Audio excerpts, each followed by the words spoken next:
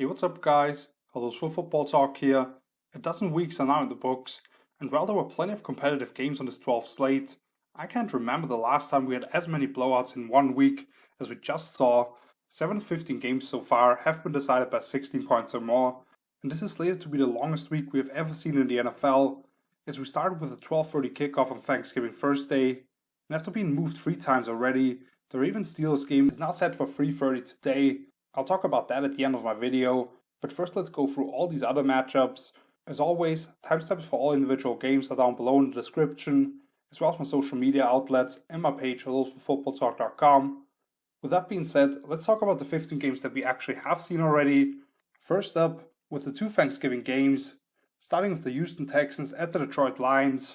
This had the chance to turn to a shootout between Deshaun Watson and Matt Stafford, but turnovers were really the story early on, before Houston took control of this one in the second half. After converting the initial third down of the game, Deshaun Watson was sacked for the first time in more than 6 quarters on the next one, and when the Lions got the ball, a reverse flea flicker to a wide open tight end TJ Hawkinson set up a 1-yard touchdown from Adrian Peterson.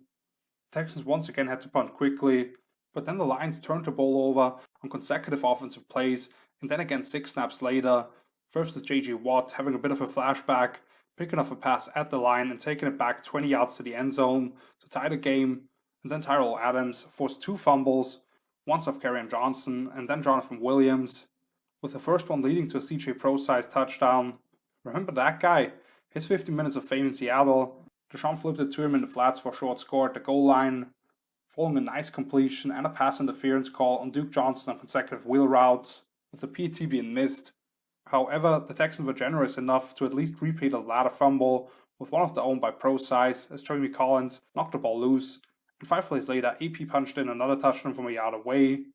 Yet 5 plays later, Deshaun had Duke Johnson running a slugger from split out wide alignment for a 33-yard touchdown to answer and go back up by 6. When the Lions got to 3rd and 13 after that, Houston's defense gave Kerryon Johnson way too much space after catching a pass in the flats and converted that one, but he could not get another one from midfield, which led to a first punt of the game with about 6.5 minutes left in the half. And 2 snaps after that, Watson had Will Fuller on a backside slant off an RPO, who racked up 37 yards, and while Deshaun was able to overcome a 2nd and 24 after a sack and a delay of game with a laser to Brandon Cooks, and then on another 3rd and 21, he almost got a touch on to Jordan Akins on a perfect lob pass. They would have to settle for 3,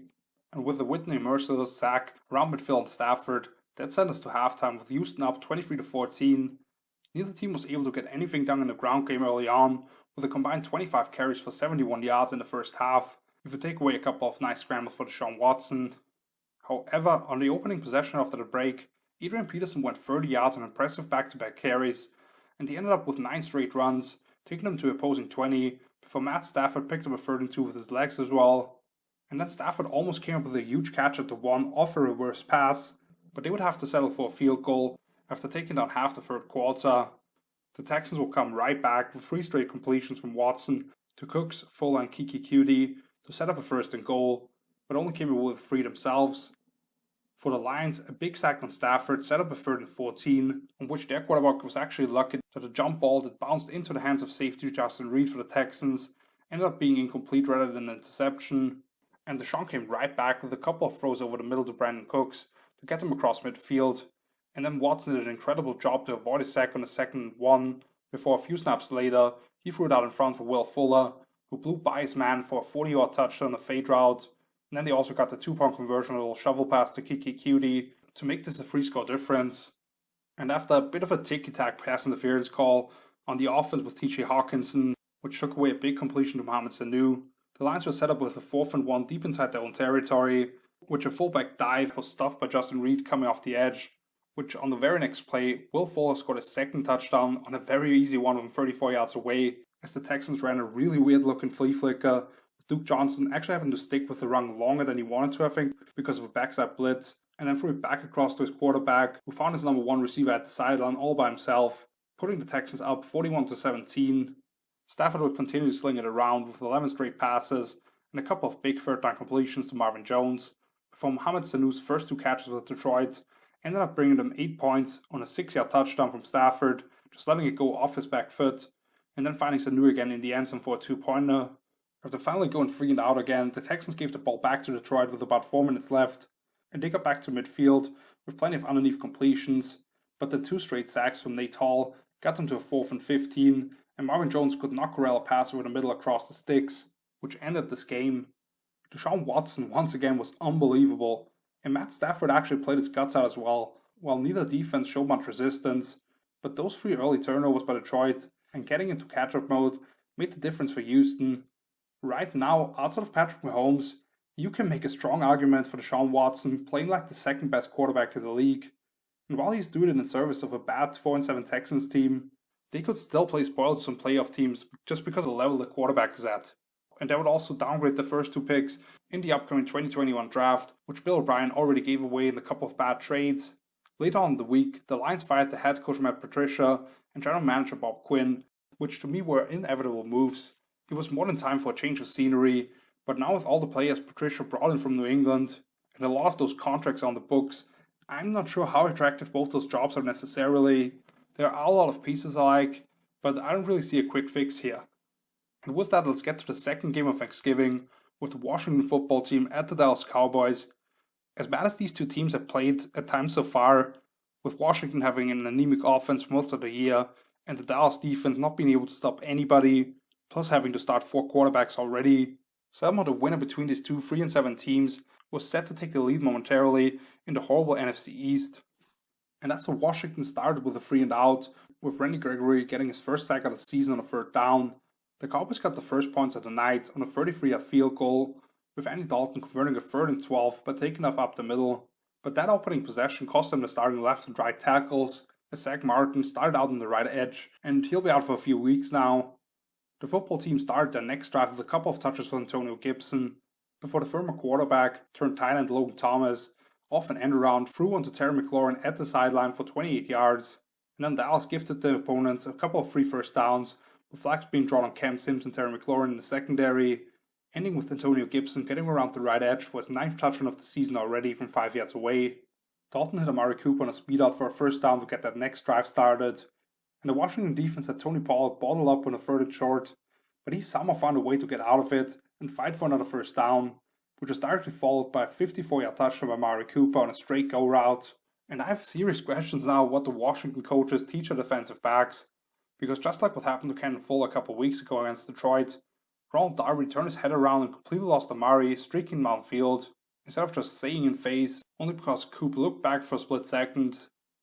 Now down by 3 again, a minute into the second quarter, Washington came out with a heavy dose of Antonio Gibson and Peyton Barber to take them into the red zone, before running almost like a fumble Ruski play with J.D. McKissick, but then on a 3rd and goal, Alex Smith had to throw one through the end zone, as McKissick and Logan Thomas actually tripped each other up trying to do a switch release, and they had to settle for a game-time field goal at the end of their 7-minute drive. I really believe Mike McCarthy is making some decisions purely based on wanting to be known for being more modern, as they were way too aggressive by going for it on the 4th and short from their own 30 after that, as Ronald Darby made up for earlier by breaking up a curl route where he could have certainly been flagged for contact on CeeDee Lamb. But that, plus of course a foul at the end of it, gave the ball to Washington at the Dallas 15 already, and after the Cowboys defense gave up an easy 3rd down conversion on a simple check there for McKissick, Alex Smith hit Logan Thomas for a 5-yard touchdown on the hook route to go back up by 7 now. The Cowboys got to midfield with a couple of short completions after that, before Chase Young set them back with a big sack, but then after Michael Gallup was ruled just short of the mark on a comeback route, Dalton converted a 4th and inches on a quarterback sneak, and then he went right after Darby again with another fade route, which threw a flag for pass interference, put them inside the red zone, but a great job of shutting down a slip screen by Gallup by the other corner Kendall Fuller, forced them to settle for 3, which after kneel down sent Washington to halftime up 17-13. Dallas wanted to get Zeke going to start the second half, but on his second carry, he lost the ball whilst going to the ground for his 5th lost fumble of the season already. Washington then got all the way to the opposing 7, but on the 3rd and 1, DeMarcus Lawrence got through the A-gap unblocked before Alex Smith could even take a second step on a play where the refs were seemingly missing an offside, even though it was very close, forcing the football team to settle for 3. The Cowboys were held to just 1 first down on the next drive, as on the 3rd down a 5-man rush quickly collapsed the pocket and took down Dalton.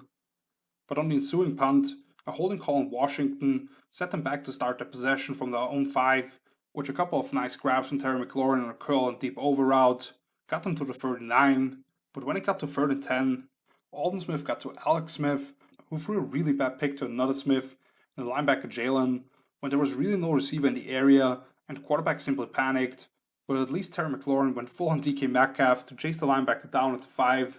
and that proved to be huge, as Washington's defense made 2 tackles for loss on an inside run and what should have been a reverse pass by CeeDee Lamb, before the rookie receiver failed to hold on to a great pass in the end zone from Dalton. So Terry ended up basically taking 4 points off the board, with only allowing a field goal.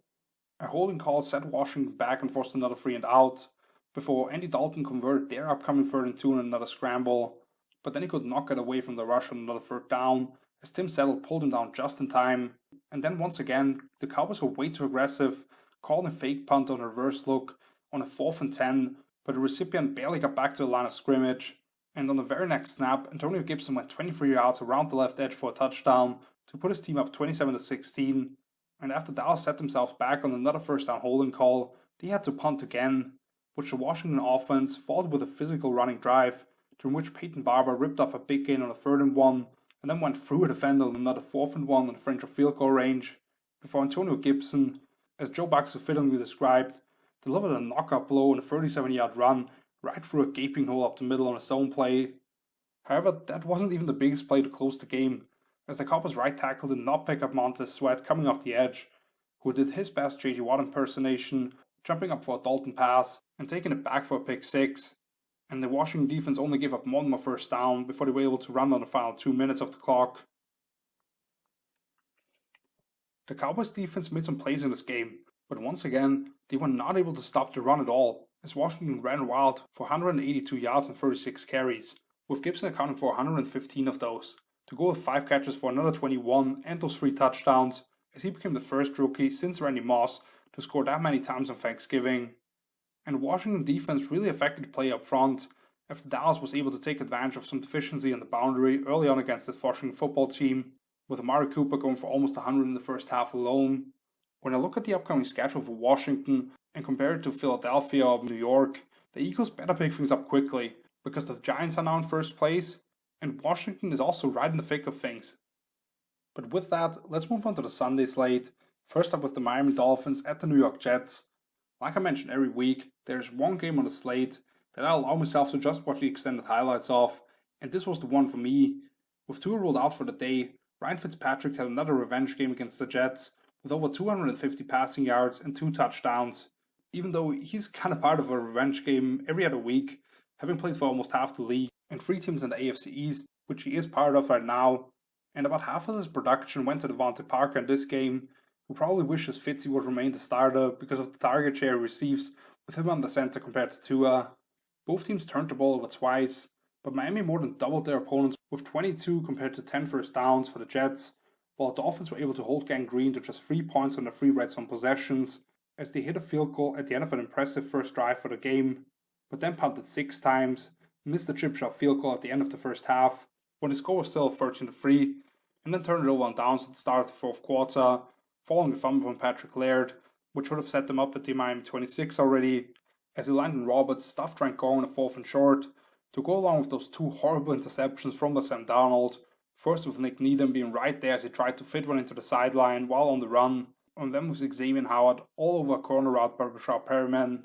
Miami actually didn't get on the board through 24 minutes of game action, before Jason Sanders hit a couple of field goals of over 50 yards, and they put together an 88-yard touchdown drive in between those, as Fitzy worked that connection with Devontae Parker, and then capped things off with a beautiful loft pass to Mike Gesicki in a corner route for a 13-yard score. The Dolphins offense didn't come out of halftime too hot, however, themselves, as they picked up just 3 combined first downs over the next 6 drives, and had fumbles by running backs Mac Breida and Patrick Laird on consecutive possessions, before a couple of defensive pass interference calls helped him to get another touchdown, with Fitzy zipping a pass into Adam Shaheen on a stick route for a 7-yard score. And a big reason for the lack of offensive success for Miami was second-year defensive tackle Quinnen Williams, who is quietly having a really good season and is looking like the top 3 picks the Jets drafted him to be. He was involved in 2 of the 4 sacks for the Jets and bulldozed his man back into the lap of the running back Breida for one of those 2 fumbles. Miami gets back on track and at 7-4 is right in the thick of things for the playoff berth, while only being 1 game behind Buffalo inside their own division, while New York remains winless and, unless they actually mess up, just have to hope that Trevor Lawrence doesn't pull an Eli Manning or whatever.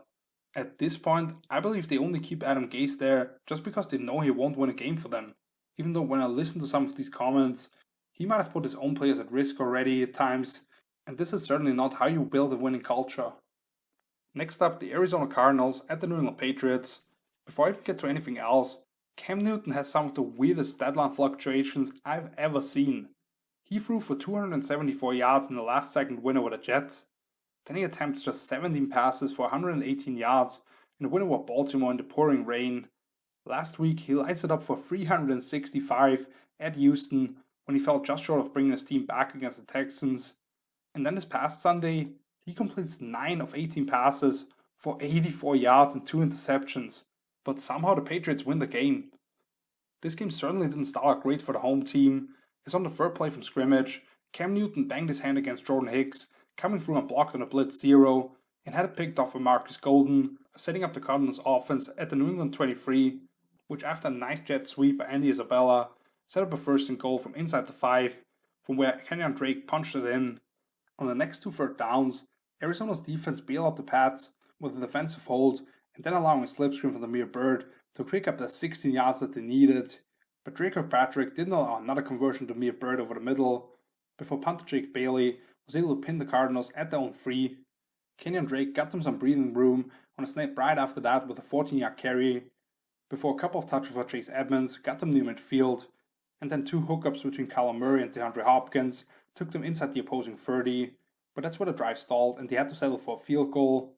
Dante Moncrief broke a couple of tackles on the ensuing kickoff and returned it inside Arizona's territory, which after a bit of a pick play to Jacoby Myers on a shallow crosser, plus the lowering of the head penalty on Isaiah Simmons, the rookie, put the Patriots at the opposing 15 already, and as New England got to 4th and 2, James White took a little pitch on a speed option, 7 yards to the end zone. Those would be the final points of the first half, as Kyler was actually lucky to have a high pass off the hands of his running back Edmonds on a simple dump-off, wasn't brought in by Jonathan Jones off the deflection on the 3rd and long, and rookie Isaiah Simmons took down Cam for a sack on the next 3rd down play for New England, before Arizona took down the final 7 minutes of the half, as they were in 15 more plays, including an incredible throw by Kyler off his back foot over the middle to his tight end Dan Arnold on the initial 3rd down, and then picked up another one on a speed out to DeAndre Hopkins, before setting up a 1st and goal from the 10, where Christian Kirk could not haul in a low pass over the middle in the end zone, and then Keyshawn Johnson came up inches short of the goal line while fighting for a score,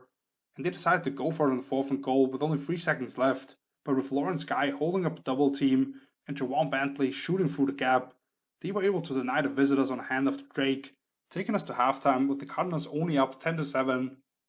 The Cardinals were able to pick up the initial 3rd down after the break with a pass to Chase Edmonds, but the Patriots stopped the scramble from Kyler on the ensuing 3rd and long just short, before Gunnar Olszewski seemingly took the upcoming punt 84 yards back to the house, but an illegal blindside block by Anthony Jennings pushed him back to the Arizona 39, where I thought the flag was unwarranted, since it was a necessary block to spring his returnman loose, and the opponent saw him the whole way before getting hit in the shoulder. And after a 3rd down conversion to Damiere Byrd on a comeback route, Damien Harris barely had to the opposing 7 right up the gut, but Arizona was ultimately able to hold them to a field goal, tying the score at 10. And on the ensuing 3rd down for the Cardinals, Cal had a pass batted up by Aaron Butler and picked off by Adrian Phillips, and New England quickly cashed in with 2 carries for Damien Harris and Cam each, before James White ultimately got the touchdown from less than a yard away on a toss play after motioning into the backfield as the lone back. All of a sudden, the Patriots are up by 7, and both teams went 3 and out following that, with an Adam Butler sack on 3rd down, and then Damien Harris being taken down for -8 yards, Marcus Golden on a toss play, before Arizona put together a 16-play, 80-yard drive to start the 4th quarter with a ton of short passes, 2 first downs being picked up by Kyler's feet, and a couple of defensive holding penalties, bailing out the Cardinals on a 4th and 4 and a 3rd and goal, setting up Drake plowing ahead into the end zone from a yard away for the 2nd time in the afternoon. Now with the game tied at 17 again, Cam with Jacoby Myers over the middle for a 1st down, and the Cardinals gifted again another 3-1 on a pass interference to go along with a Cam sneak on the 3rd and short, but then Cam was picked off by Drake Kirkpatrick, covering and clearly holding Damiere Byrd in a comeback route, but with no call, Arizona got the ball back in opposing territory, and Zane Gonzalez got a chance to give them the lead on a 45-yard field goal, but he hooked it to the right, and now with less than 2 minutes and no timeouts left, the Patriots got the ball back, and with a 3rd and 13 being set up, Arizona was hoping to at least get a Hail Mary opportunity or something, but in one play, everything changed as Cam was left unaccounted for in his own read and then picked up a first down. Plus, rookie Isaiah Simmons gifted him another 15 yards on a helmet-to-helmet hit as Cam went out of bounds to put New England at the opposing 39 already, and then after another quick completion to Bird,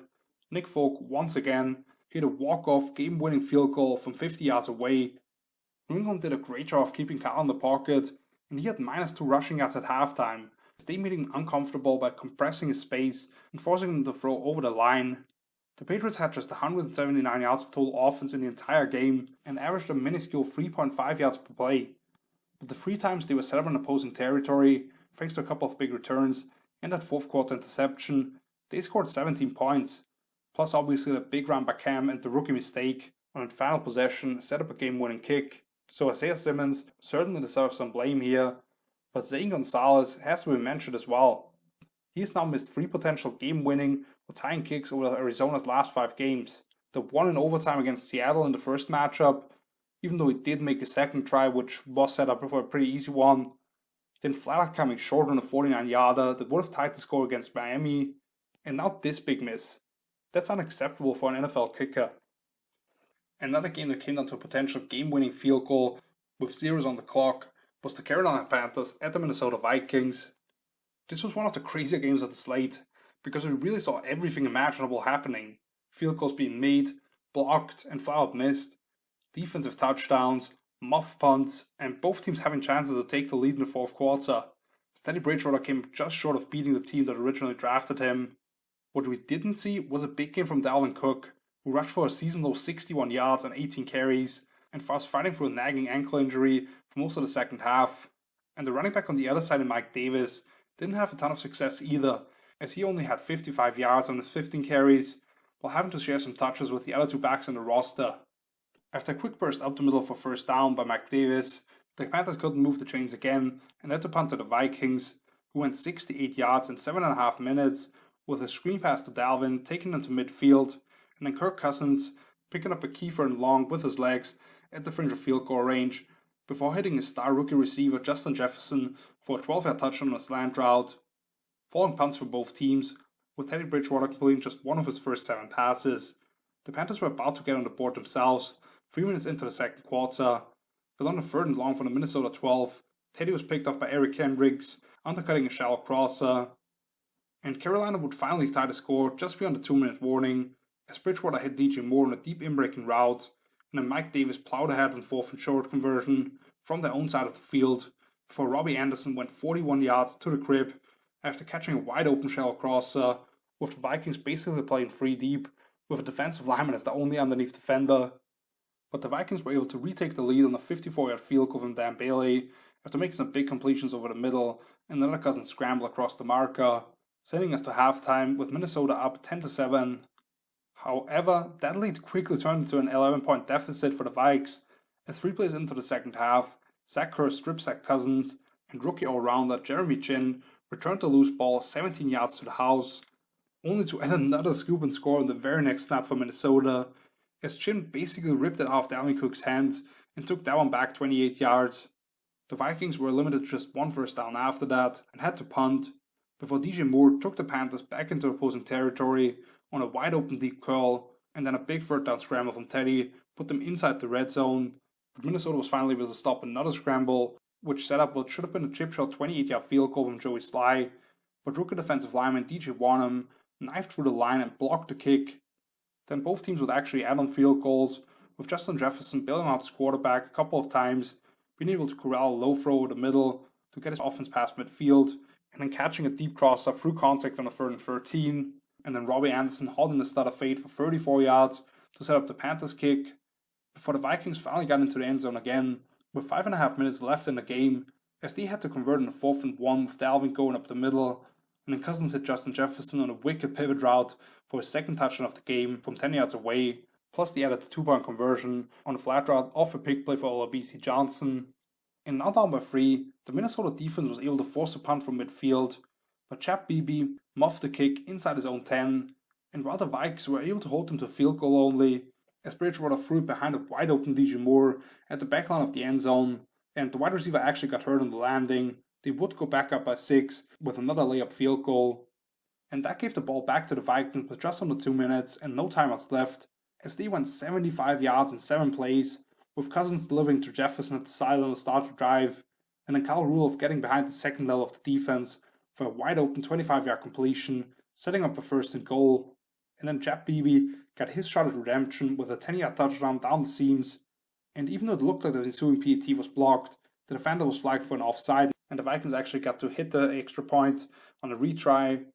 However, the drama still wasn't quite over yet, as on the very next snap, Teddy delivered a perfect ball to Curtis Samuel between the safeties for 35 yards, and they got another 12 on a curl to Robbie Anderson, setting up Joey Sly with an opportunity to win the game at the end on a 54-yard field goal, but the kick sailed wide left the whole way. This really was one of the most entertaining matchups of the week, and I would have been okay with either team getting the win, but this might be best for both of them anyway, as the Panthers have already shown me enough to make me believe in the short-term rebuild, where a better pick in the draft will only help them acquire the few missing pieces that they need, while the Vikings stay alive in the playoff hunt, and it could set up a very interesting matchup between them and the Bucs coming off the bye in Week 14. As much as I talked about blowouts at the start, let's get to a third straight game that was decided in the last few seconds between the Cleveland Browns and the Jacksonville Jaguars. Coming into this game, the Jaguars were set to start Mike Glennon as the third quarterback of the season already, and they were touched an underdog at home. But once again, they stayed within striking distance until the very end. After the Jaguars punt to the Cleveland 8, the Browns almost gave up a safety as Baker Mayfield was sacked by DeJuan Smoot in the first play of the offense, and the Mouse Jack came in a blitz, then chopped down Nick Chubb at the 1, but at least they were able to get the punt away, which set the Jags up right at the 50 already, and after a first down run by James Robinson, they were first to get on the board with a 54-yard field goal by Aldrick Rosas, who I believe is the 6th or 7th kicker as well already in the season. A nice return after that by DeAndre Johnson set up the next Browns possession from their own 45, before 3 short throws by Baker, with 2 off bootlegs and a screen to Chubb, all resulted in first downs and took them inside the opposing 10, which ended up with Jarvis Landry bringing in a 5-yard touchdown on a low back shoulder fade. Both teams would put together long drives all the way to the opposing 6-yard line respectively, but have to settle for field goals ultimately, as both starting running backs did a lot of the work with physical running, while Baker missed a wide open receiver in the end zone for a touchdown, before each team actually got into the end zone. Undrafted rookie wide receiver Colin Johnson went 46 yards to the house as he turned upfield after catching a deep over route off play action, while Jarvis Landry delivered a great grab on a corner route off play action, and then converted another third down over the middle, before Baker hit Austin Hooper on yet another 7 route off play action for a 9-yard touchdown. Jacksonville was able to set up another 54-yard field goal try for Rosas, but he hooked that one all the way, getting us to halftime with the Browns up 17-13. On the first play from scrimmage in the second half, rookie tight end Harrison Bryant had the ball punched out from behind by Joe Schobert as he was trying to turn upfield, which after a 4th and 1 was easily converted by Jacksonville when a quick dump of James Robinson in the flats off a sprint out led to a 2-yard touchdown grab for Tyler Eifert down seam, with safety Carl Joseph all over the tight end, but for some reason decided to go for a 2-point conversion when they could have made this a field goal difference, and they went with a goal line fade to a 6-foot Keelan Cole, so very questionable on that end, but that put the Jaguars ahead in this game. Yet it allowed Cleveland to go back up by 1 on the field goal, as they found a way to overcome a flag for intentional grounding on Baker, as he had Kadero Hodge at the sideline on what basically was an out and up 2 comeback route off play action on the 4th and 1. Very aggressive call there. And while Mike Glenn was able to hit Colin Johnson again on a deep crosser off play action for 20 yards on the initial third down, they were not able to connect on a quick out on the next one, before Nick Chubb went 42 yards on consecutive carries, and then Kareem Hunt came in for another 27 on a couple of snaps later to set up a 1st and goal, and Chubb ended up punching it in from a yard away on a toss play, giving them their biggest lead of the game at 27-19. Jacksonville was forced to punt from midfield after a couple of first downs following that,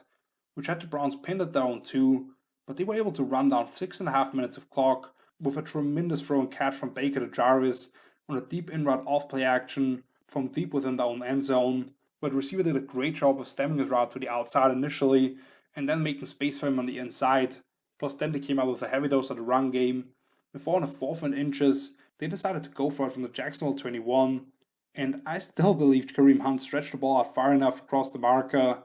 but the refs ruled that one a turnover on downs. And now the Jags got a chance down 8 with 5.5 minutes to go. And after just 5 plays, including 44 yards on back-to-play plays for Colin Johnson and James Robinson, they were already at the Cleveland 24, but after 3 straight incompletions, Olivia Vernon took down Mike Glennon on the 4th and 10, only for the refs to make a ridiculous helmet-to-helmet call when the 6'7" quarterback dipped his head at the very end and actually was the one at fault for getting that helmet-to-helmet contact. But after that, James Robinson went the final 10 yards on consecutive carries, including pushing the ball for a touchdown on the second one. But on the 2-point try, Glennon tried to throw one up into the end zone after rolling to his left, rather than just trying to take off himself, which kept the Browns up by 2. And once again, Nick Chubb closed out the game for Cleveland, as he ran for a first down right after that. And then despite another one being taken off the board by a hold, he stiff-armed the defender on a screen pass and just got across the marker, so they could just kneel the ball. But like I mentioned, once again the Jaguars find a way to hang around against what on paper is a much better team than them. I don't think you can really compare them to the Jets right now, because they show so much more fight, and almost took a now 8-3 Browns team to overtime. But with that being said, get used to it. Cleveland's going to the playoffs. Even though it's kind of funny that they actually have a point differential of minus 21 in the season because of a couple of blowout losses to divisional opponents. The 2 stars in this game were the 2 starting running backs, Nick Chubb with 176 yards and a touchdown on 22 touches, and James Robinson with another 159 and a touchdown on his 27 touches, when nobody else on the team, other than the quarterback of course, even touched the ball more than 4 times. And Jarvis Landry also made some huge catches for the Browns, with 8 grabs for 143 yards and another touchdown. He extended a lot of their drives. But since I promised blowouts, and this was actually a surprising one, the Tennessee Titans at the Indianapolis Colts. Both these teams were coming off impressive wins over Baltimore and Green Bay respectively, while coming into this match with 7-3 records, and the winner emerging as the AFC South leader. I originally thought this would be a tight matchup and might have actually given the Colts a slight nod here when I first looked at the schedule, but once I saw that Indy's starting center, Ryan Kelly, and their star defensive tackle DeForest Buckner were out, I immediately put some money on the Titans to win this one, and Derrick Henry to rush for over 100 yards, which worked out pretty well I guess. With D4 out of the lineup, Tennessee heavily fed Derrick Henry early on, and Indy was never really able to slow him down, as Henry racked up 46 total yards on the opening drive, and finished it on a little swing route from 12 yards away. The Colts answered quickly however, as on a 4th and 1 near midfield, Jay Brown and Jacoby Brissett, who picked up the first down with his legs off a bootleg, and then Philip Rivers once again went to Trey Burton down the seams for a touchdown on 3rd and 7, which is basically the same play that they had against the Packers early on, only for the other side. The Titans continues to find success with play action however, with A.J. Brown going 69 yards to the house on a dig route behind the linebackers, which is the classic play for him, to go back up by 7, but once again the Colts answered with relative ease, with 4 straight first downs, 1 on a corner route to Trey Burton, 2 on touches for Nyheim Hines, and Michael Pittman on a shallow crosser, before Kevin Byard was flagged for pass interference in the end zone, and then they brought in Jacoby Brissett again, who scored from 2 yards away on a keep of an invert veer looking play. Both teams had to punt quickly after that, before Tennessee really took control of this game, as they scored touchdowns on the next 3 possessions, while the Colts only picked up 1 combined first down to the rest of the half. The Titans actually got some help on the first one, as Rock Ya-Sin gifted them a 3rd down conversion by grabbing Corey Davis on a stutter fade, before Ryan Tannehill hit him on a deep over of play action to get them inside the 5, and then on what looked like a 3rd and goal sack, a hands to the face again on Ya-Sin, set up Derrick Henry bouncing outside for a 2-yard touchdown. King Henry continued to roll, and even when Tennessee brought in the backup, Deontay Foreman, Indianapolis could not stop the run, as Henry knifed through the defense for his 3rd touchdown from 11 yards away. And then after the Colts were actually lucky that Philip Rivers wasn't pick 6 by Breon Borders on a pass right into his hands, a good return on the ensuing punt, plus a guy throwing a punch on the punt team, who actually tweeted a couple of days ago that he wanted to start a boxing career after his time in the NFL, had the Titans set up inside opposing territory yet again, with just over a minute left in the half, and the Colts actually got them to a 4th down, but then Corey Davis came up with a tremendous diving grab on a post route all the way to opposing 1-yard line, where Tannehill scored untouched on another zone read keep. That had the visitors up 35-14 all of a sudden, heading into the break. The second half started with 4 straight punts split between the 2 teams, as the blitzing Darius Leonard batted down a pass at the line, and Jeffrey Simmons came up with a 3rd down sack for the Titans, For Phillip Rivers, this time was actually picked off by Borders, who already had one slip through his hands earlier, as the quarterback overthrew his receiver down the sideline on another 3rd and long, which after continuing to pound the rock, led to a field goal for Tennessee. Indy finally got into scoring range again, as Rivers launched a deep post for T.Y. Hilton, which took them all the way down to the 3, and ended with Brissett scoring his 2nd touchdown on a quarterback sneak on the 3rd and goal. However, with Jordan Wilkins getting stuffed on the 2-point try, this remained a 3-score difference. And Jacoby Brissett has to be the biggest touchdown vulture in the league, and if you're an owner of one of the running backs for the Colts, I feel kind of sorry for you. While the ensuing Titans possession ended in a punt from the fringe of field goal range, they were able to take 7.5 minutes off the clock and force the Colts to go 94 yards by pinning them deep.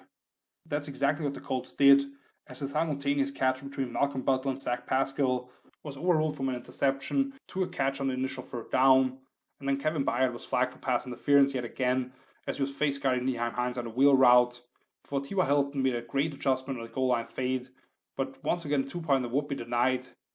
And then A.J. Brown ended the cherry on top for Tennessee, as he took the onside kick attempt 45 yards back to the crib to make the final score 45-26, which is more indicative of how the game really went, since Jacoby Brissett was finally sacked by Harold Landry on a 4th and long for Indy. Like I mentioned, with the key pieces for the Colts missing coming into this matchup, I thought the Titans had a clear advantage, and while they did make a bit of a push in the 4th quarter, this game was never really in doubt once the Titans ended the first half with those 3 straight touchdowns. Now with the season series split, with the only loss to a divisional opponent between the two still being a head-scratcher for Indy in the season opening defeat against Jacksonville, and the Colts facing a red-hot Deshaun Watson and the Texans in 2 of the next 3 weeks, Tennessee is clearly in the driver's seat for the AFC South, and they once again start to look like that team that went on a crazy run over the second half of the 2019 season, which took them all the way to the conference championship game. Let's get back to a closer affair with the New York Giants at the Cincinnati Bengals, and I'm going to be fully transparent here. I might have only swiped through this game after following it live to some degree, because with Joe Burrow out for the rest of the year and a bottom 3 run defense for the Bengals, I expected the Giants to control this game with the rushing attack and not allow Brandon Allen and company to do much offensively. And while those two things were the case, this still somehow ended up only being a 2-point difference.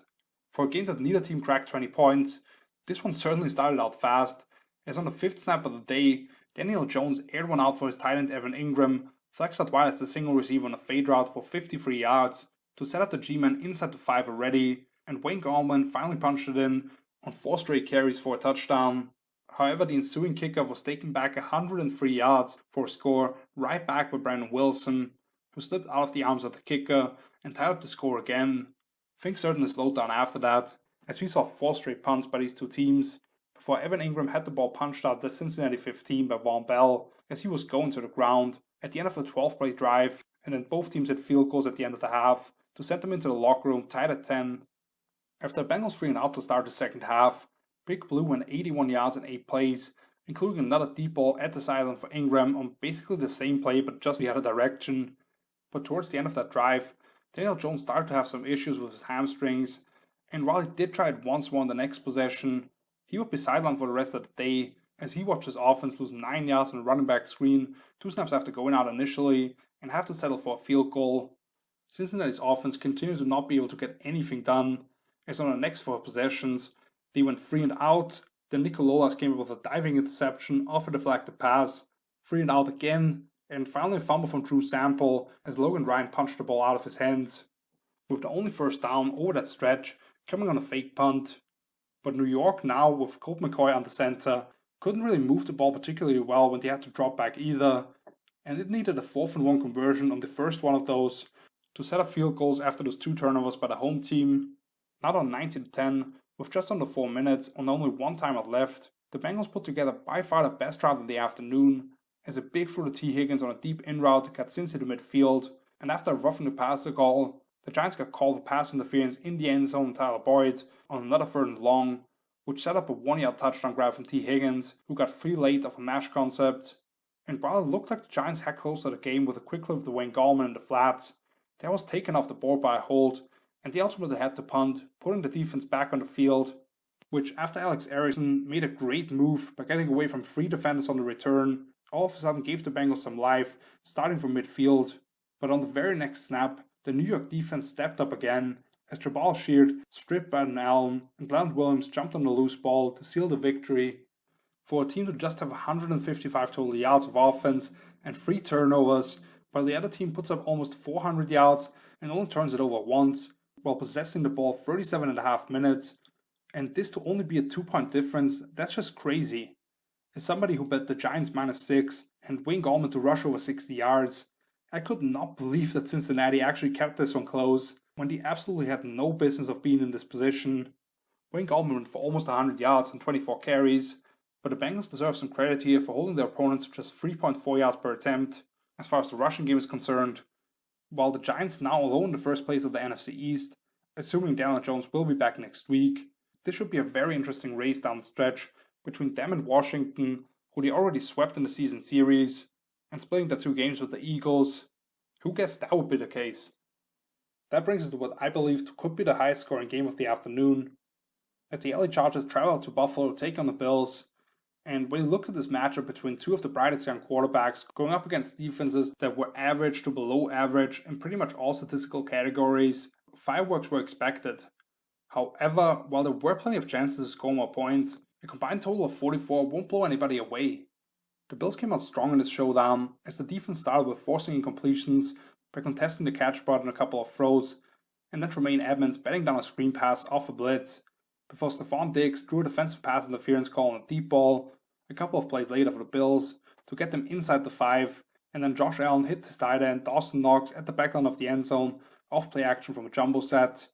The Chargers would quickly answer, however, with some short completions of Keenan Allen and Austin Eckler, who returned from injured reserve and immediately led all players in the game with 11 catches from the running back position, before Justin Herbert hit Allen for a 5-yard touchdown on an out route.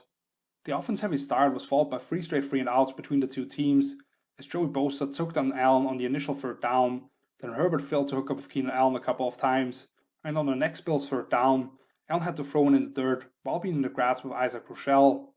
LA got to another 3rd and long, which Herbert made a tremendous throw at the sideline to Jalen Guyton, while pretty much running away from the blitz, but they had to punt again after that, and that's when the Bills got the offense cranked up, as a perfect call versus the blitz on another 3rd down, with Devin Singletary catching a screen pass to start things off. Then they were gifted a roughing the passer call, before Singletary got loose for another big gain on a draw play,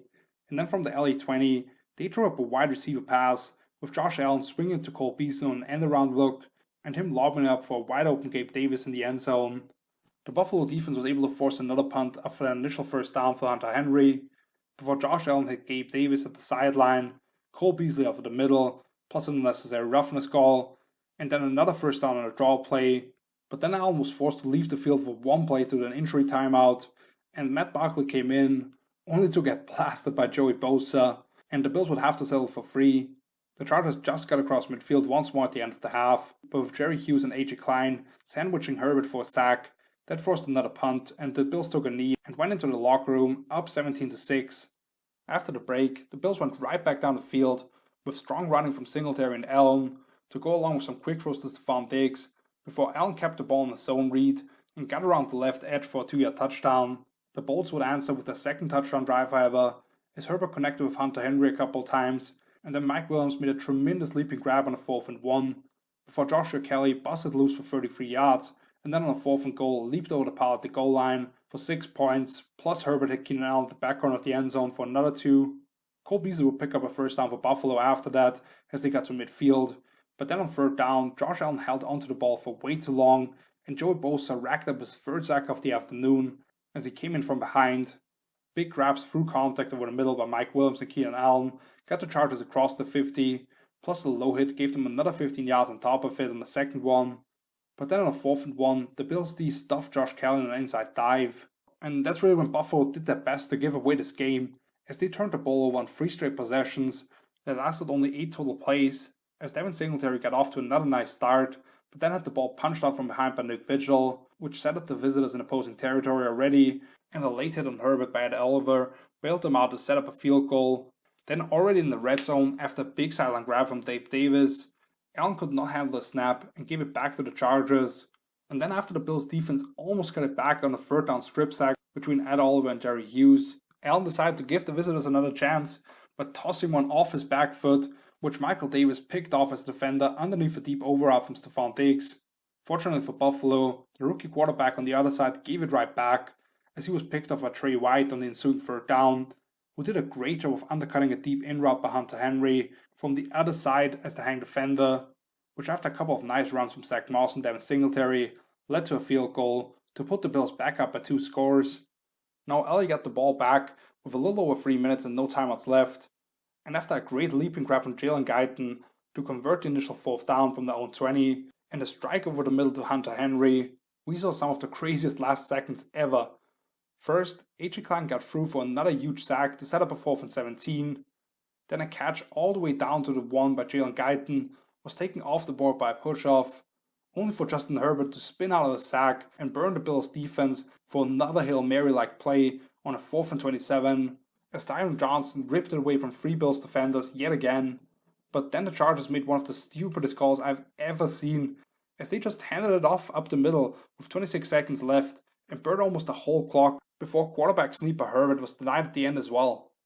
If you had bet the Chargers against the spread or the over in this game altogether, and this is how it ended, you must be furious right now. And if you're a member of the Chargers offense, you would probably feel the same way. However, those guys have to look into the mirror themselves, because the Bills gave them plenty of chances to get back into this game, after it looked like they might run away with this one, following the touchdown at the start of the second half, which put them up 24-6. I like Anthony Lynn, and I believe he's a great guy. But man, how bad can a team be at managing games?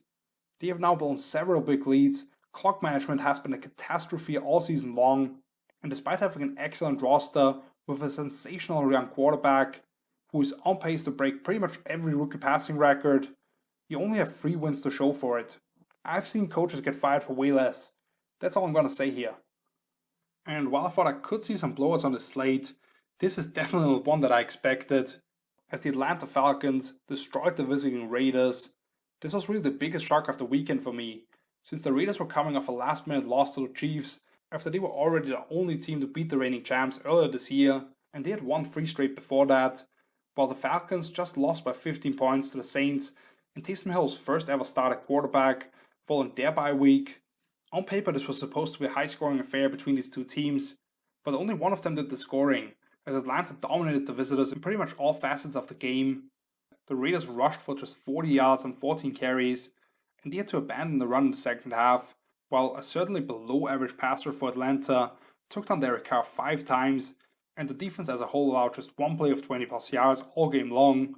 And it's not like the Falcons' offense overwhelmed the Silver and Black, just going over 300 total yards and being right on par with their opponents at only 4.2 yards per play, but Vegas turned it over 5 times to set up scoring opportunities, and the Falcons possessed the ball 10 minutes longer, even though they averaged under 4 yards on the 32 rush attempts.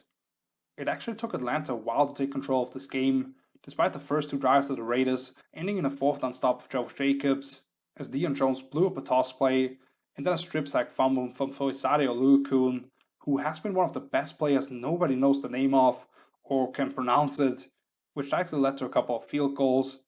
And Matt Ryan had a pass picked off early on, as Isaiah Johnson deflected a slanter to his tight end, and Jonathan Abram brought it in, which set up the best drive of the day for the Silver and Black,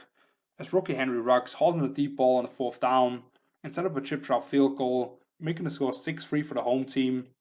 But the Falcons scored 10 more points the rest of the half, as they were actually lucky to get a rough in the kicker call on what would have been a missed field goal, as one of the defenders rolled into Younghoe Koo way late on that play, and then on the ensuing 4th down, Matt Ryan was just able to get rid of it for Calvin Ridley at the back line of the end zone,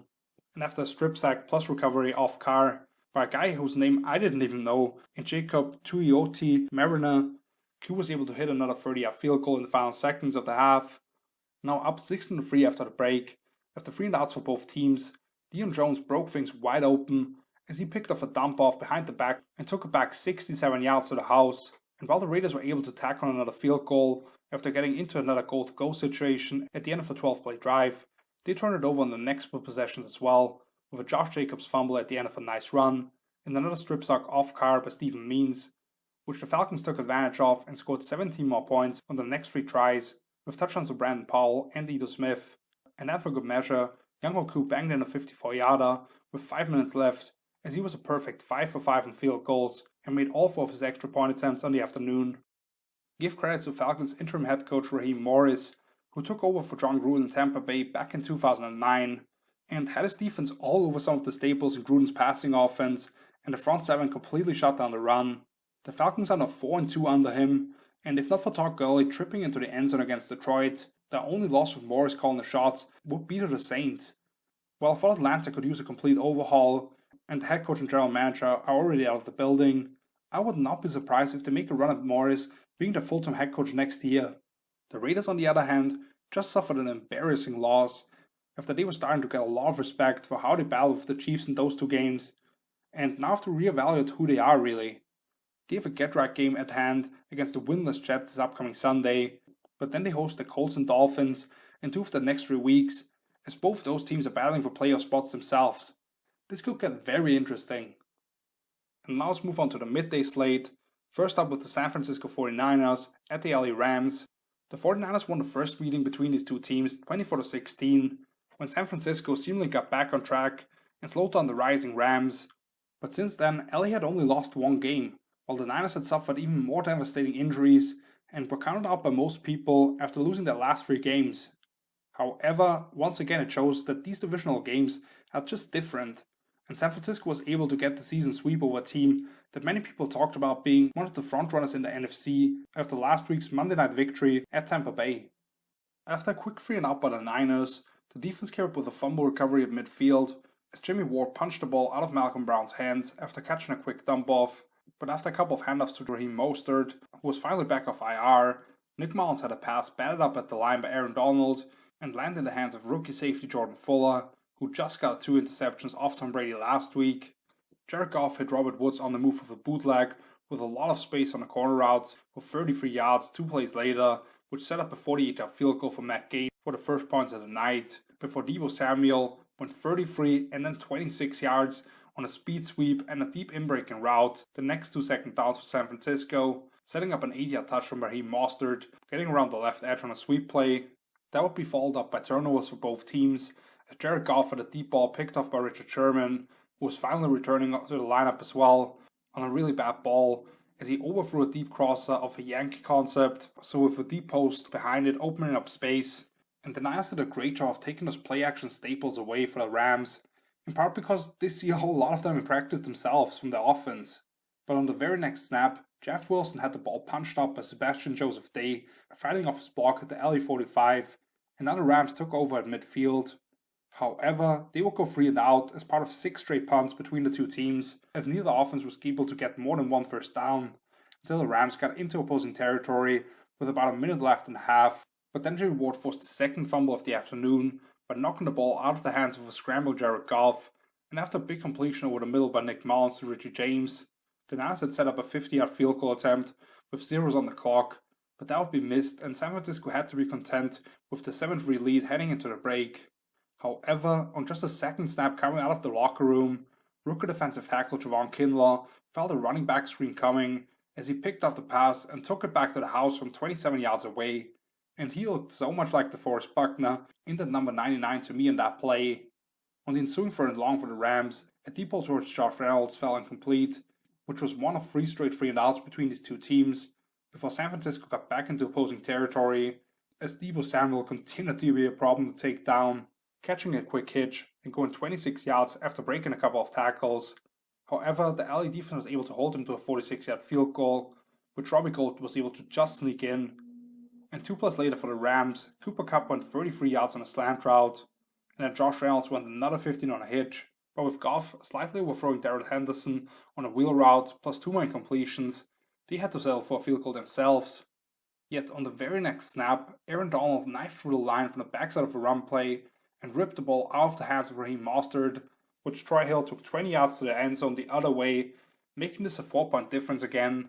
And 80 took down Nick Mullins for a sack on the very next play from scrimmage, which led to the Niners punter booting one with his feet at his own goal line. And right away, rookie running back Cam Akers went 51 yards on an inside zone play by making the safety miss and then punching in a touchdown from 7 yards away on consecutive carries to go up by 3 all of a sudden. San Francisco got back across midfield with a catch for the middle from Richie James, but in the ensuing 3rd and long, that Rams pass rush just ate up Nick Mullins, yet the Rams were held to just 1 first down themselves as Kerry Hyder returned to favor with a third down sack from Goff, and the Niners were able to tie the game, with Nick Mullins hitting a strike over the middle from Richie James, and then getting it to his fullback Kyle Juszczyk, wide open on a wheel route out of the slot, before the LA defense was able to clamp down, leading to another goal field goal. Now LA got the ball back with about 3 minutes and all 3 timeouts, but after a couple of first downs, they had a deep ball on the wheel route themselves to Cooper Kupp falling complete, and after punting the ball back to San Francisco, now they had a chance with 2:10 and all timeouts left to win this game. 2 snaps later, Deebo Samuel got them across midfield again, and yet another big run after the catch on a slant route, and when it came to 4th and 1, Kyle Shanahan decided to go for it with a fullback dive, which allowed them to control the rest of the clock, and another slant to Deebo set up a game-winning 42-yard field goal from Robbie Gould, after Jalen Ramsey had gifted them another 3 yards by jumping offside. As the Niners sweep the season series with the Rams, both defenses were actually awesome in this game, and they scored 14 of 43 points, while holding the offenses to a combined 7 of 27 on third downs. But the difference in this one was the one guy who refused to go down, Deebo Samuel. The physicality he brings after the catch, pound for pound, might be more impressive than any other player in the league, and I'm including guys like Derrick Henry. He's looking to run through somebody's face every time he touches the ball. This certainly hurts the Rams in terms of seeding the NFC and their chances to win the NFC West, with the Seahawks winning on Monday night. While San Francisco at 5-6, they aren't dead quite yet. Moving on to another blowout, which was more than expected considering the circumstances. How does an NFL team win a game by 4 touchdowns when the quarterback completes 9 of 16 passes for 78 yards, no touchdowns, and an interception? Well, when the other team comes into the matchup without any of their 4 quarterbacks due to COVID protocols and starts a practice squad wide receiver on the center who completes 1 pass to one of his teammates for 13 yards and 2 to your opponents, that can be the case, as we learned on Sunday. Neither offense could really get anything going early on in this game, as they combined for 2 first downs and 5 punts, until 1 minute left in the first quarter, when the Saints got the Denver defense to jump on the 4th and short from their own 35, and then went 74 yards total on 13 plays, with a heavy dose of the run game, which ended with Taysom Hill getting across the goal line from a yard away on a 3rd and goal on a quarterback sneak, which was already 5 minutes into the second quarter. That was followed up by 4 more punts, and included 1 total first down between the 2 teams, before Philip Lindsay could not handle a low snap on a wildcard quarterback play on a 3rd and 1 close to midfield, and Malcolm Jenkins came off the edge to force it out of his hands, which Quan Alexander picked up and took to the Denver 13, before on a 3rd and 7, rookie tight end Adam Troutman basically carried the defensive tackle the final 6 yards, and then Hill punched it in from the 2 on another quarterback power. Now down 14-0 with just under a minute left, the Broncos would have just ran out the rest of the clock probably, but instead on the 2nd down, Kendall Hilton, who was starting at quarterback, tried to jumpstart his team with a deep ball at the sideline, which was picked up through Janoris Jenkins, and after Hill hit a wide open Michael Thomas on a deep in route, that set up a 40-yard field goal to go into the locker room, up 17-0, and to be honest, Hinton should have probably been intercepted 2 more times in the first half. The Broncos actually improved from about 50 yards in the first to over 60 in the second half, even though almost half of that came on the final possession that didn't mean anything really. And they did get on the board with a 58-yard field goal from Brandon McManus, but they just didn't have anything offensively to really challenge the Saints, who actually went 3 and out and answered Hinton's second interception to Chauncey Gardner-Johnson, trying to get one to his tight end Michelle Crosser, with a pick of their own, as this time AJ Boye was all over Michael Thomas on another deep in, which was knocked out for the rookie Asang Bessie. However, New Orleans followed that Denver field goal up with 2 huge touchdown drives of 82 and 77 yards respectively, which they only called and completed 2 passes combined over those, and Latavius Murray was actually the one slicing through the tired Broncos defense, as he ran the ball 19 times for 124 yards and 2 touchdowns, including a beautiful jump cut in the hole on that first one, where he got 2 defenders to commit to 1 gap and ended up running into the end zone untouched from 36 yards away.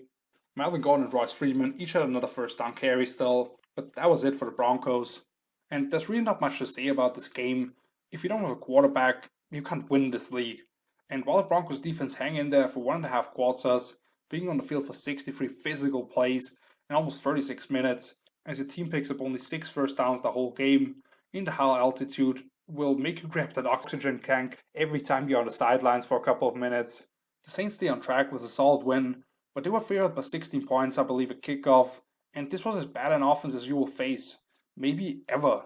Even worse than Chicago, I would say. Taysom Hill did not have a great passing showcase, and against capable defenses, I don't think he will offer much in that department quite yet. Just doesn't really have the timing down quite yet. But now for a trip to Atlanta, where Taysom gets to face them for a second time, even though they just shocked everybody by blowing out the Raiders on Sunday, and then to Philadelphia, who, if they continue to turn the ball over, which is simply what they do, that's a death sentence against this ball control attack of the Saints. Then they host the Chiefs, and that's the earliest return date for Drew Brees. But even if he isn't ready, hosting the Vikings and going to Carolina wouldn't be too threatening for them, and you could still win the NFC South and get Drew back at 100% for a final playoff run. Now let's get to the matchup everybody was waiting for. Obviously, the storyline coming into this matchup between the Kansas City Chiefs and the Tampa Bay Buccaneers was the best in the game, going up against what most people perceive as the greatest quarterback of all time. But this game really was about the adjustments that the Bucs were able to make after an electric start by the Chiefs that only made this a 3-point difference in the end. On the first play from scrimmage, Kansas City brought Tyreek Hill across the formation and Patrick Mahomes hit him on a wheel route at the sideline for 33 yards, before the Bucs defense gifted them another 10 yards on consecutive pre-snap penalties, and then Hill made an outstanding grab on a back shoulder fade to the 7. But even after Sammy Watkins caught a pass over the middle and got them all the way inside the 1, they had to settle for a field goal, as they even let Travis Kelce try to throw one into the end zone back to his quarterback. After Tom Brady zipped one in there for Mike Evans on a curl route on the Bucs' second offensive play, those two could not connect on consecutive snaps and had to punt, which was followed by 3 and outs for both teams, as the Bucs stuffed Clyde Edwards-Helaire on a 3rd and 1, and an unblocked Tano Passanio forced Brady to loft one up, before on the very next snap for Kansas City, Mahomes launched a deep ball for Tyreek Hill, who ended up walking into the end zone for a 75-yard touchdown. The Bucs offense could not buy a first down, as they went 3 and out in their next 2 possessions as well, while the Chiefs seemingly had no issues moving the ball, as Mahomes hit Tyreek on a little RPO for a big gain, and then went to Travis Kelce at the sideline, before Hill ran away from Carlton Davis again on a streak across the field and made the safety miss for another 44-yard touchdown, plus a backflip into the end zone to go up 17-0. The Cheetah was already over 200 yards through the air, as Tampa ran way too much cover 1 with man on him, and the safety stayed in the middle of the field. However, even when they made some adjustments in terms of having the safeties double Hill and Kelce and playing deep zone the next drive, Mahomes found a way to get the Chiefs to a 1st and goal by basically making up a play on the run and hitting Demarcus Robinson at the sideline. But then the Bucs D was finally able to make a big play, as Shaq Barrett got around the left tackle on a great move where he stepped hard to the inside initially and then got around the tackle to strip the ball away from Mahomes, which, after first down to Antonio Brown, finally allowed them to breathe again, I felt like, thanks to a 30-yard completion to Gronk right down the middle of the field, before Brady threw one out to Ronald Jones in the flats, who high-stepped through the tackle of a defender and scored from 37 yards away. Mahomes and company continued to seem impossible to stop, as they took advantage of those creases in the softer zone with some short completions, but even though they got all the way to the Tampa Bay 11, the Bucs D was able to force 3 straight throwaways by Mahomes, thanks to putting pressure on him, leading to a field goal, and the Bucs actually had to feel good about only being down 20-7 at halftime, considering how things started for them. On the first snap after the break, Rojo went right up the middle for 11 yards, and then Brady went to Gronk on consecutive plays on a shallow and then a deep crosser to get them all the way to the opposing 5, yet they had to settle for 3. And 2 snaps later, Mahomes hit Tyreek Hill at the sideline for another good 20 yards, before he decided to pick up the slack in the run game, as he came up with the longest rush for either team of 17 yards by keeping the ball in the speed option, which he followed up by throwing another perfect fade ball to Hill for one more 20-yard touchdown against Carlton Davis, who had a really good season up to this contest, but it was a miscalculation to leave him one-on-one as many times as they did, with the fastest man in football. After the first time throw to Gronk was taken off the board by a hold, Brady launched an incredible 46-yard deep ball to Chris Godwin with a great catch at the end of it, whilst the quarterback got lit up. But then on the very next snap, he had Tyrann Mathieu in his face and had to let one go off his back foot again, which Bashard Breeland intercepted a slightly underthrown pass along the sideline towards Scotty Miller.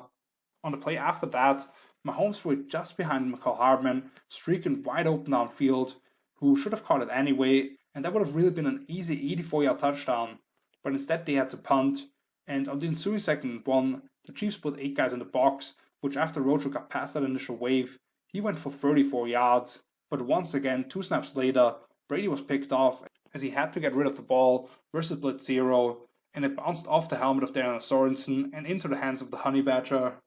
The Bucs D kept them in the game by forcing another 3-and-out, just pulling Le'Veon Bell down short of the marker, and a few intermediate completions later, the offense faced a 4th-and-3, which Brady feathered a beautiful deep ball for Mike Evans on an out-and-up for a 31-yard touchdown, a route that they had seemingly been trying to connect on several times already, but hadn't quite been able to hit it yet.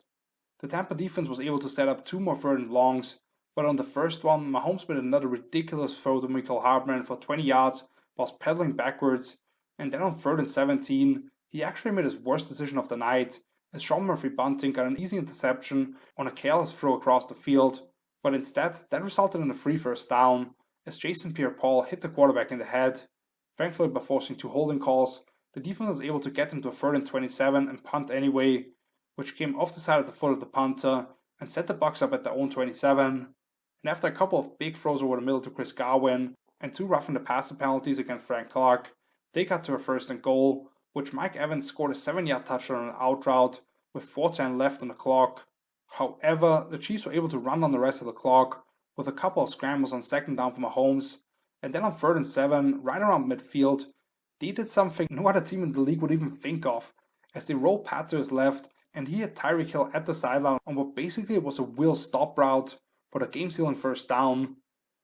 As disappointing as it has to be for Tampa Bay to lose consecutive home games to the Rams and Chiefs now, before getting this late bye week,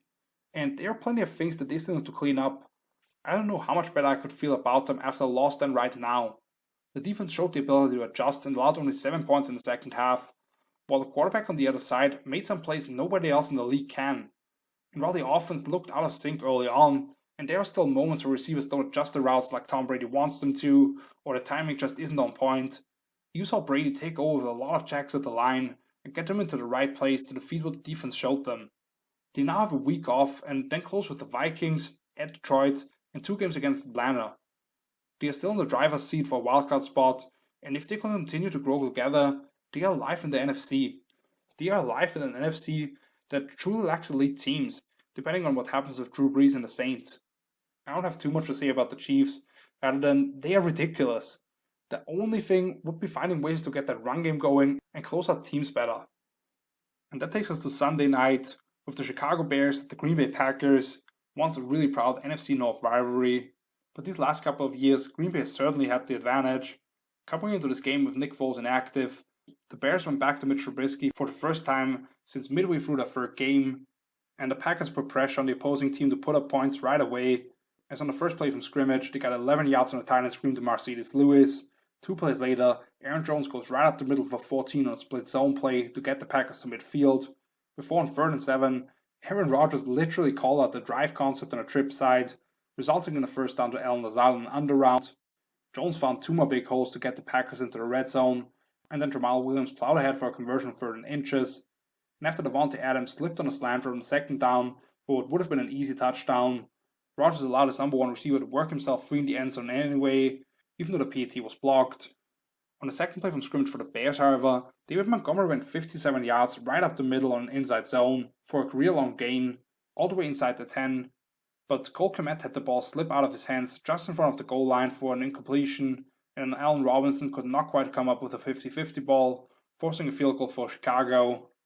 From that point on, it was all Packers, as they scored touchdowns on the next 2 offensive possessions, with a couple of key scrambles by Aaron Rodgers, and a 4th down conversion to Robert Tonyan and Michelle Crosser, to go along with some good yards after catch opportunities for Devontae Adams, as first Rodgers hit his tight end Mercedes Lewis on an easy 5-yard touchdown, sneaking out on a flat route at the goal line, and on the second he hit Allen Lazard in the end zone from 2 yards away whilst pedaling backwards with a rusher in his face,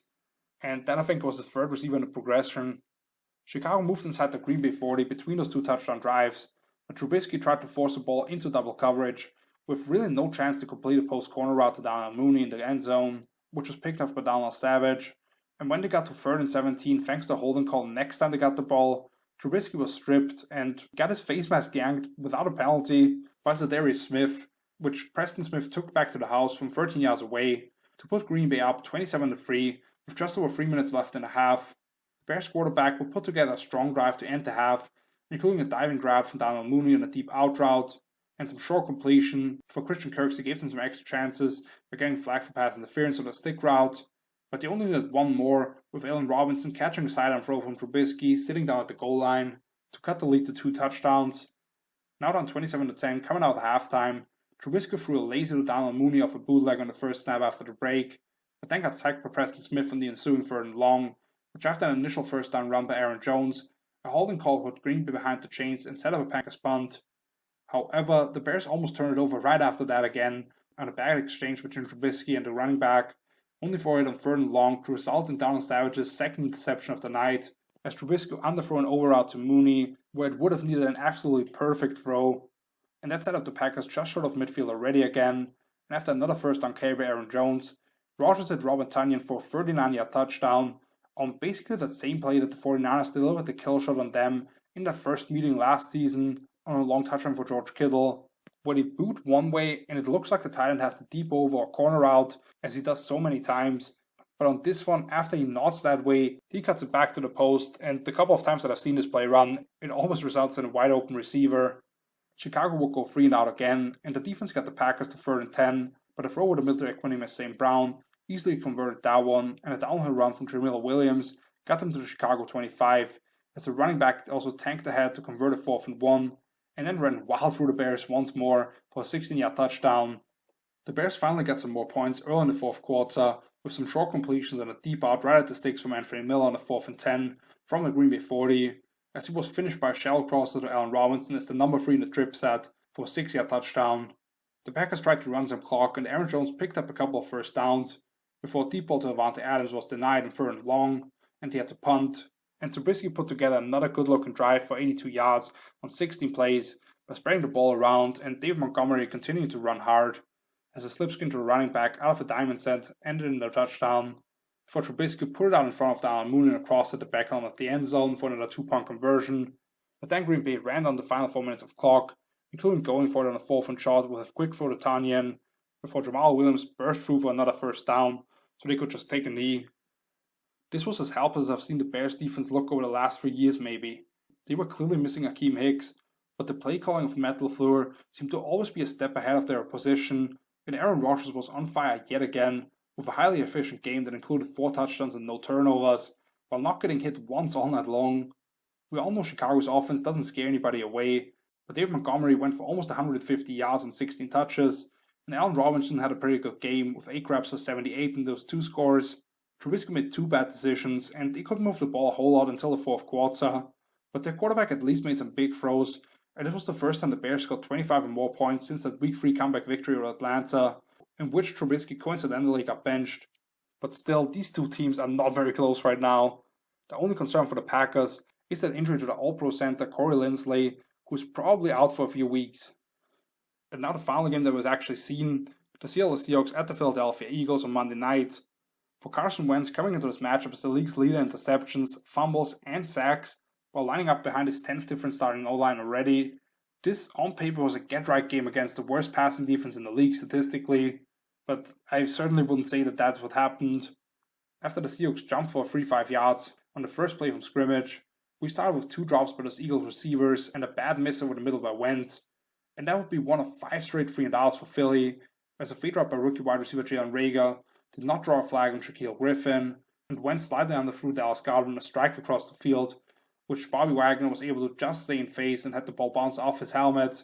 to go with a couple of 3rd down sacks on Wentz.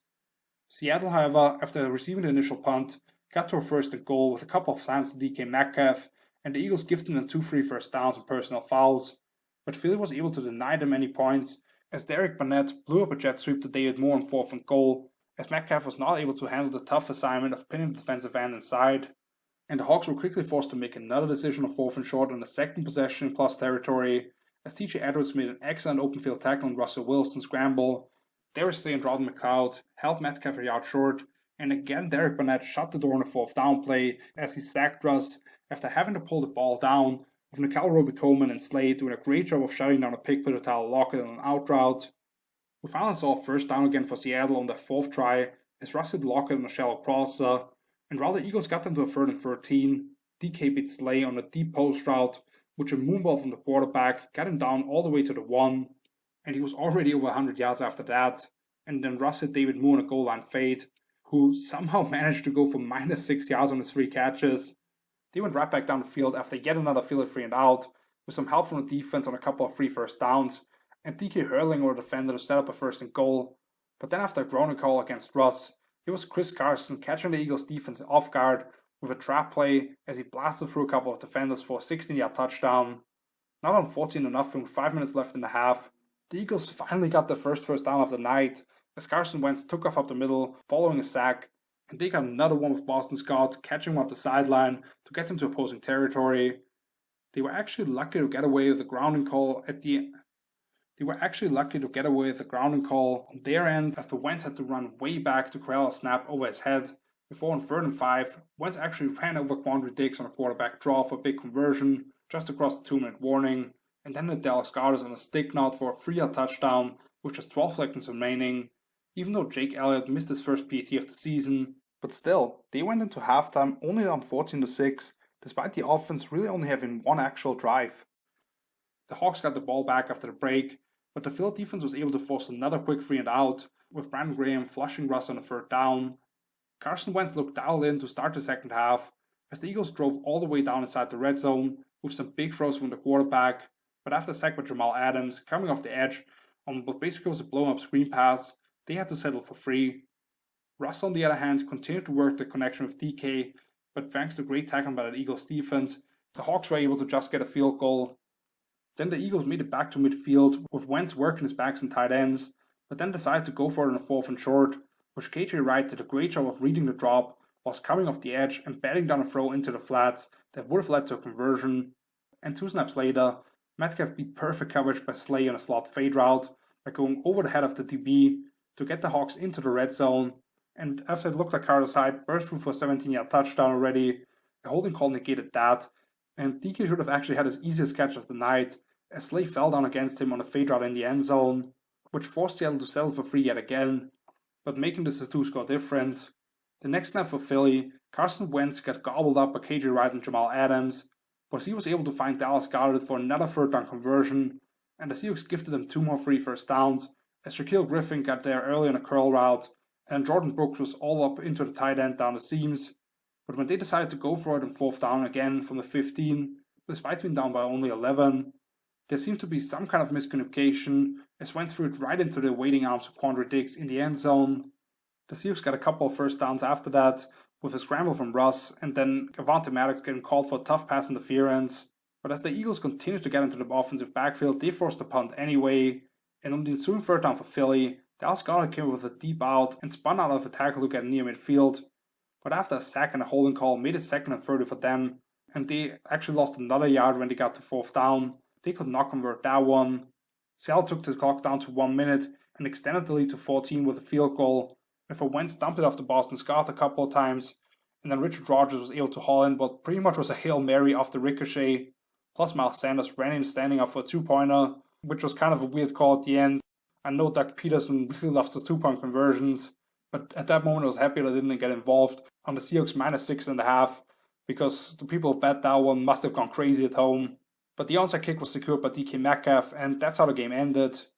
The Eagles' defense played great all night, and it was the only reason they were even in the game, putting Russ and company in long yardage situations by creating negative plays and turning them over on downs. There's plenty of things Carson Wentz needs to clean up, and some of that probably won't happen anymore this season. But man, you can't fault him for not fighting. He was getting banged around all night, and I did not see a lot of receivers create separation either. Now at 8-3, Seattle is back on top of the NFC West, and now they will face the 2 New York teams and Washington before closing out the divisional games against the Rams and 49ers. And like I mentioned, I want to say a couple of things real quick about the Ravens-Steelers matchup. This great rivalry that everybody was looking for as the symbolic pumpkin pie under Thanksgiving has now been moved 3 times, from the nightcap on Thursday to the early Sunday window, then as a Tuesday night edition, and now this is supposed to be played on a Wednesday. The ripple effect from this, with 2 Ravens and the Steelers game being moved, complicates everything. And to be honest, if the NFL really cares about the health of the players, Baltimore will not play a game this week. This could turn out to be very short-sighted for the league, and while I do understand the frustration on Pittsburgh's side, if this summer spreads to a 10-0 team and fucks up their season, this would really suck for them. While I do understand some complications that come with a makeup week 18, this would give the league some flexibility in case another game has to be postponed. I mean, in the end, all that happens is give the playoff teams that aren't involved here an extra week of rest. And if you look at that, and the fact that Baltimore won't have practice in 1.5 weeks coming into this game, that helps prevent injuries in the end. So I'll obviously watch the game, and I don't mind having extra football in the middle of the week, but it is pretty unreal that a billion-dollar industry just makes things up on the fly routinely instead of doing the right thing, since everybody understood coming into this thing that there would be some imperfect adjustments. But if people just know what's happening and you give a clear view, that would already make everybody more happy with the situation. That's at least my take on the whole thing. But let's wrap up this video. Thank you so much for watching. If you enjoyed this video, please leave a like, subscribe to the channel, maybe share it with a couple of friends. That would really help out a lot. I'm still working on some stuff and watching a lot of tape on college prospects right now. So make sure to stay up to date on my page and my social media for more of that. I will definitely put something out tomorrow. And I will be back with another weekly recap next Wednesday. So until then, see you later. Peace.